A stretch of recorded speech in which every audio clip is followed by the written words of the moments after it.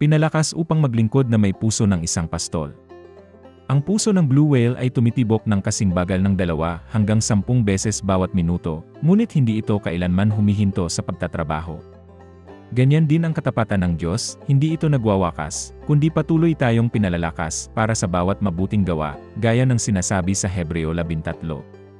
Sa Marcos 6, nakita ni Jesus ang mga ligaw at pagod na tao, at nahabag siya sa kanila. Tulad ng puso ng balyena, hindi siya tumitigil sa pagmamalasakit at paggabay sa atin, kahit sa ating pagkapagod. Ang ilang langgam ay nag-imbak ng pagkain upang ipamahagi sa kanilang kolonya sa panahon ng taggutom.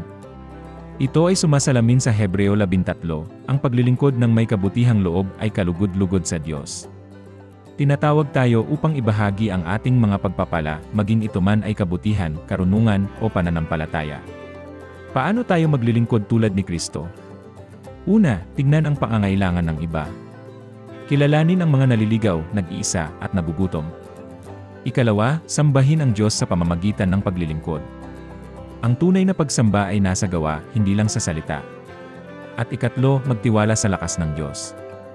Siya ang nagkakaloob sa atin ng kakayahan upang gumawa ng mabuti, tulad na nasasaad sa Hebreo 13.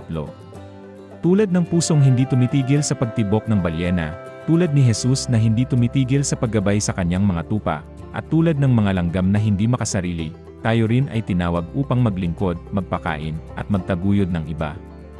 Let us go forth, pinalakas ng biyaya ng Diyos, upang maging pastol sa mga nawawala at lingkod sa mga nangangailangan. Amen.